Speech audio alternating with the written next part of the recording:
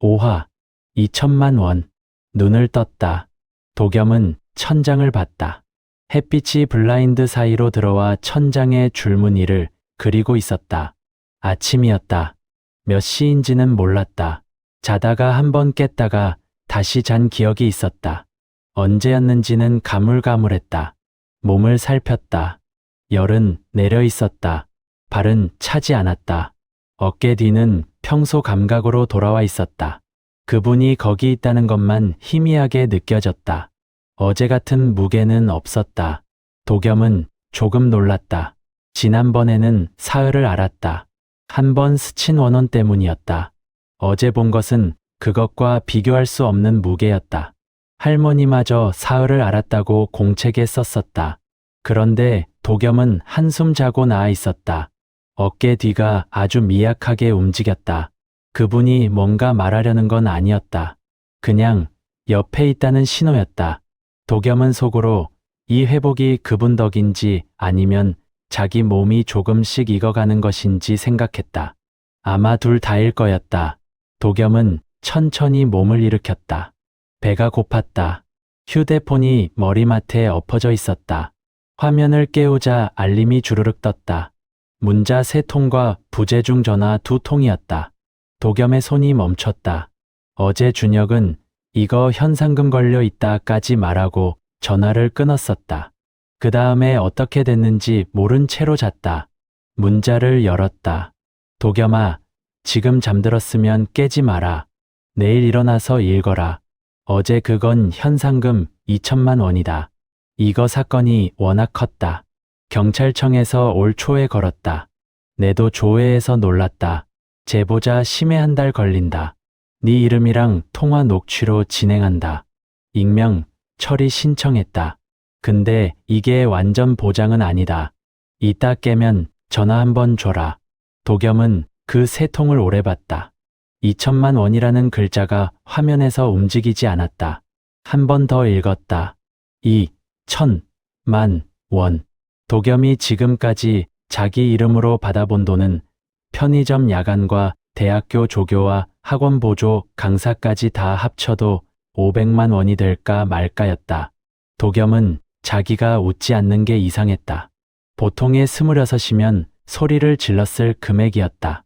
가족한테 전화했을 금액이었다. 그런데 도겸은 가만히 있었다.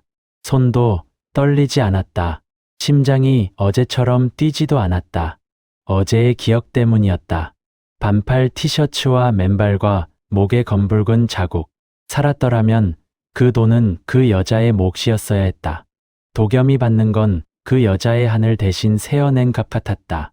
도겸은 휴대폰을 내려놨다. 부엌으로 갔다. 밥을 새로 안 쳤다. 어제 옆집 할머니가 갖다 준 콩나물국을 데웠다. 계란 하나를 부쳤다. 움직이는 동안 손이 차분했다. 밥상 앞에서 도겸은 한 가지를 결정했다.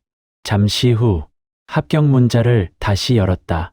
세안인더스트리 한도겸님, 최종 합격을 축하드립니다. 어제 아침에 온 그 문자였다. 하루밖에 안 됐는데 며칠 지난 것처럼 느껴졌다. 도겸은 답장 창을 열었다. 무슨 말을 써야 할지 고민하지 않았다. 이미 정해져 있었다. 몇 줄을 썼다. 지웠다. 다시 썼다. 안녕하세요. 한도겸입니다. 합격 소식 진심으로 감사드립니다. 오래 고민한 끝에 개인 사정으로 인해 입사가 어려울 것 같다는 말씀드립니다. 귀사에 좋은 기회에 함께하지 못해 죄송합니다. 부디 양해 부탁드립니다.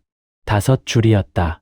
도겸이 평생 쓴 문장 중에 가장 공들인 5줄이었다. 전송을 누르기 전에 잠깐 눈을 감았다. 이 버튼을 누르면 돌아갈 수 없다. 27번째에 처음 합격한 회사였다. 월급은 세후 200이었다. 그 돈이 매달 꼬박 들어왔을 거였다. 엄마한테 취직했어요 라고 전화할 수 있었을 거였다. 엄마가 친구들한테 자랑했을 거였다. 이모도 반쯤은 안도했을 거였다. 눌러야 했다. 보통의 26길이 거기 있었다. 평범한 길, 무속 없는 길, 그분이 없는 길이었다. 그 길이 문자 한 통 너머에 있었다. 도겸은 어깨 뒤를 느꼈다. 그분은 아무 말도 하지 않았다. 서늘하지도 뜨뜻하지도 않았다. 이건 내가 정할 일이다 라는 뜻 같았다. 도겸은 눈을 뜨고 전송을 눌렀다. 화면 위로 작은 체크 표시가 떴다. 그게 다였다. 도겸은 휴대폰을 엎어뒀다. 엄마 번호는 누르지 않았다. 엄마한테는 2천만 원 얘기도 거절 얘기도 아직은 하지 않을 거였다. 엄마는 아들이 취업 준비 중인 줄로만 알고 있으면 됐다. 그게 도겸이 엄마한테 남겨둘 수 있는 마지막 정상성이었다. 도겸은 숟가락을 들었다. 콩나물국은 짭조름했고 밥은 따뜻했다. 오전 10시 반쯤 초인종이 울렸다. 옆집 할머니였다. 손에 반찬통을 2개 들었고 뒤에 누구를 데리고 있었다. 50대 중후반으로 보이는 남자였다. 머리가 희끗희끗했고 체크무늬 셔츠에 손에는 서류 봉투를 하나 들었다.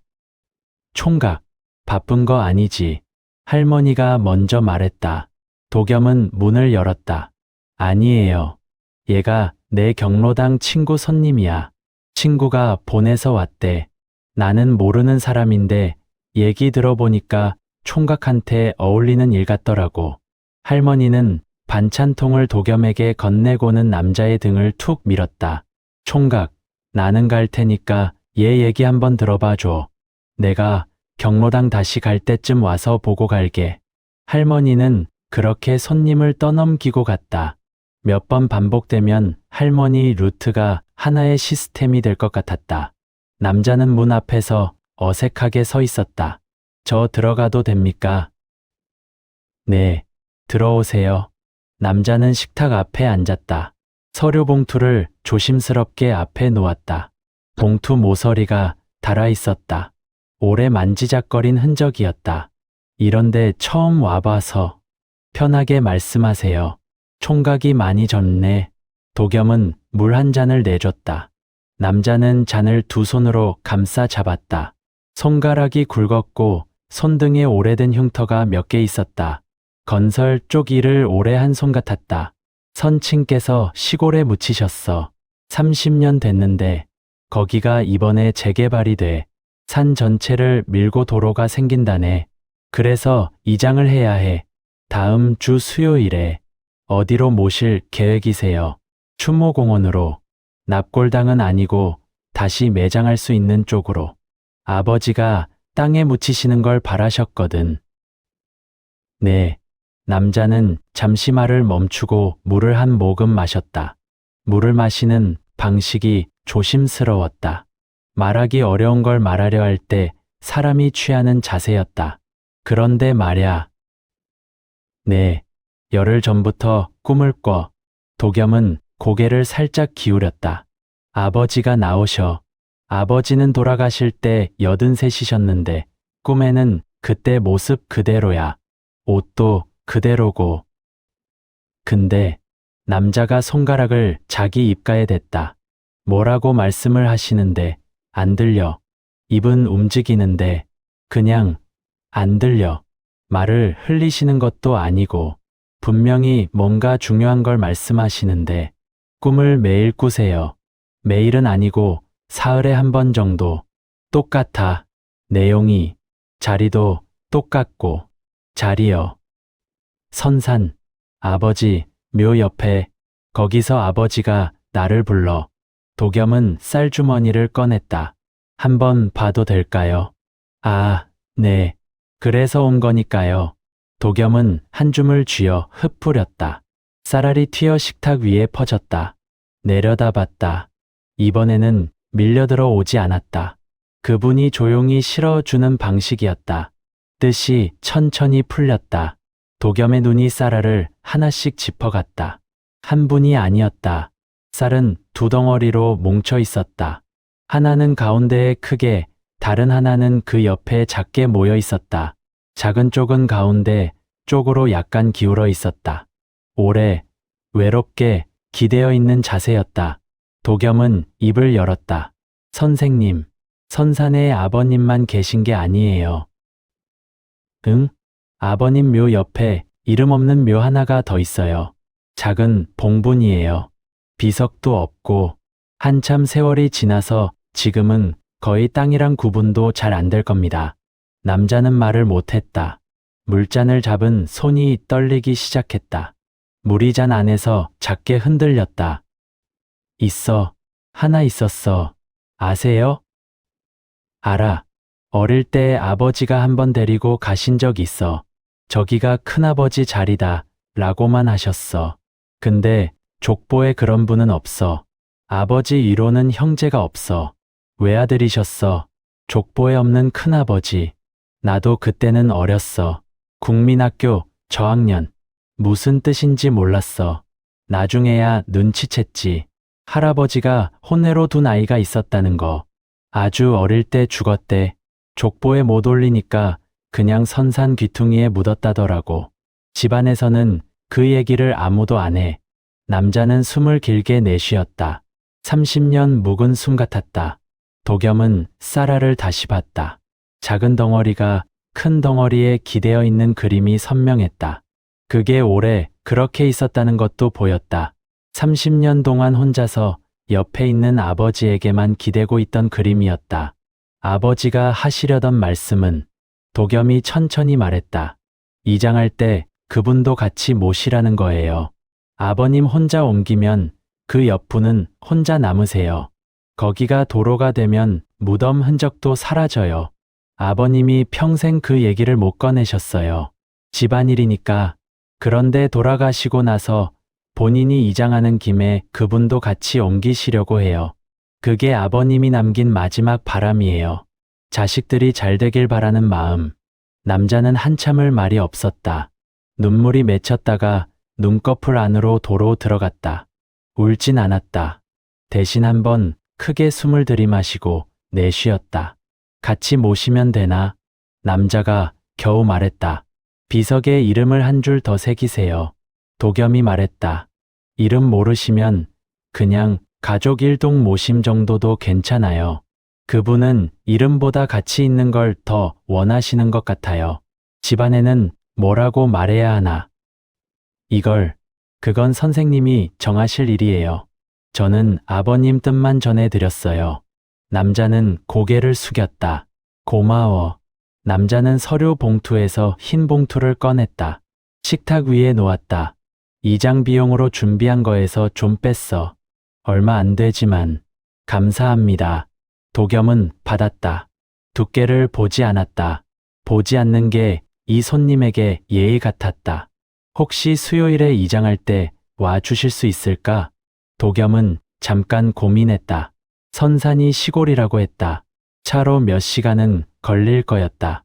지금 도겸의 몸은 괜찮았다. 다만 수요일에 어떤 상태일지는 몰랐다. 그리고 현장에서 그분이 어떻게 움직일지도 몰랐다. 어깨 뒤가 미세하게 움직였다. 이번엔 말하지 않았다. 도겸이 알아들으라는 뜻이었다.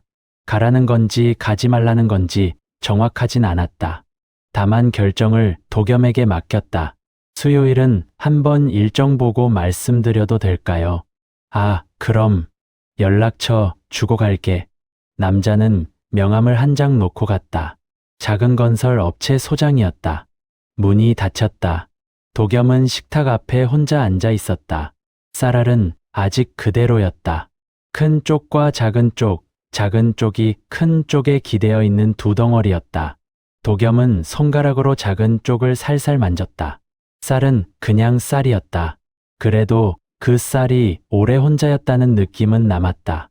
오후에 이모한테 문자가 왔다. 도겸아, 네 괜찮나? 어젯밤에 내 꿈에 뭐가 스쳤다. 검은 거, 네 집 쪽이었다. 뭐 있었지? 도겸은 한참 문자를 봤다. 이모에게 다 말해야 할지 고민했다. 수배자와 원혼과 현상금과 취업 거절. 고민 끝에 짧게 답했다. 괜찮아요. 큰 거 있었는데 지금은 지나갔어요. 답장이 금방 왔다. 큰 거가 어떤 큰 거고 사람 관련이에요. 나중에 뵙고 말씀드릴게요.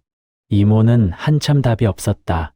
글자를 썼다, 지웠다 하고 있는 것 같았다. 도겸은 휴대폰을 내려놓고 쌀알을 치웠다. 한참 후에야 문자가 왔다. 알았다. 나도 한번 만나자. 그러고 도겸아, 네 요즘 기운이 자꾸 밖으로 샌다. 집에만 있어도 샌다. 조심해라. 니를 찾는 사람이 늘 거다. 도겸은 그 문장에서 멈췄다. 니를 찾는 사람이 늘 거다. 어제 꿈 얘기가 아니었다. 그건 이미 지난 일에 대한 얘기였다. 이모는 앞으로 늘어날 사람 얘기를 하고 있었다. 도겸은 어깨 뒤를 느꼈다. 서늘하지도 뜨뜻하지도 않았다. 그분은 가만히 있었다. 이모의 말이 맞는지 틀린지 판단을 보태지 않았다. 다만 도겸 혼자 그 문장을 읽게 두었다. 도겸은 답장하지 않았다. 대신 쌀주머니를 다시 서랍에 넣었다. 옆집 할머니에게 드릴 것도 슬슬 챙겨야 했다. 복숭아는 아직 몇 개 남아 있었다. 쑥떡은 얼려뒀다. 남자가 놓고 간 봉투를 그제야 열었다. 5만 원짜리 10장 50만 원이었다. 도겸은 한참을 그 돈을 봤다. 어제 2천만 원을 들은 귀였다. 그런데 느낌이 달랐다. 이 50만 원은 손 안에서 따뜻했다. 어제 그 2천만 원은 아직도 어딘가 차가웠다. 도겸은 이 돈으로 월세를 내기로 했다. 남는 건 다음 달 생활비였다. 현상금은 적어도 심해 한 달 동안은 있기로 했다. 그 돈이 들어와도 도겸은 안 쓸 것 같았다. 그 여자 몫의 돈이었다. 도겸 몫이 아니었다. 저녁 7시였다. 도겸은 옆집 할머니에게 복숭아 몇 개와 쑥떡을 갖다 드리고 돌아왔다. 할머니가 얘 얘기 잘 됐어? 하고 물었고 도겸은 네 덕분에요 하고 답했다. 할머니는 윙크를 한번 하고 문을 닫았다. 원룸에 돌아와 문을 잠갔다. 샤워를 했다. 뜨거운 물이 등을 치니까 어제 오늘 누적된 뭔가가 천천히 풀리는 것 같았다. 수배자와 원혼과 현상금과 취업거절과 이장과 이모 문자. 이틀 치고 많았다. 수건으로 머리를 털며 방으로 나왔을 때 벨이 울렸다. 도겸은 멈췄다. 이 늦은 시간에 올 사람이 없었다. 옆집 할머니는 방금 만났다. 이모는 지방이니까 올 리 없었다. 택배는 주문한 게 없었다. 어제 그 수배자 건으로 경찰이 찾아올 수도 있었지만 그거면 준혁이 먼저 연락했을 거였다. 그렇다고 이 시간에 점을 보러 오지는 않을 거였다. 도겸은 문으로 다가갔다. 문구멍으로 밖을 봤다. 여자가 서 있었다. 20대 후반으로 보였다. 청바지에 얇은 셔츠였다. 어깨에는 가방이 걸려 있었다. 벨이 한 번 더 울렸다. 여자가 문 쪽으로 살짝 몸을 기울였다. 그리고 조심스럽게 그러나 분명하게 말했다. 한도겸 씨 되시죠? 한서신문 사회부 강시우 기자입니다. 어제 청진동 수배자 검거 건으로 몇 가지 여쭐 게 있어서 왔어요. 잠깐이면 됩니다. 이모의 문자가 떠올랐다. 니를 찾는 사람이 늘 거다.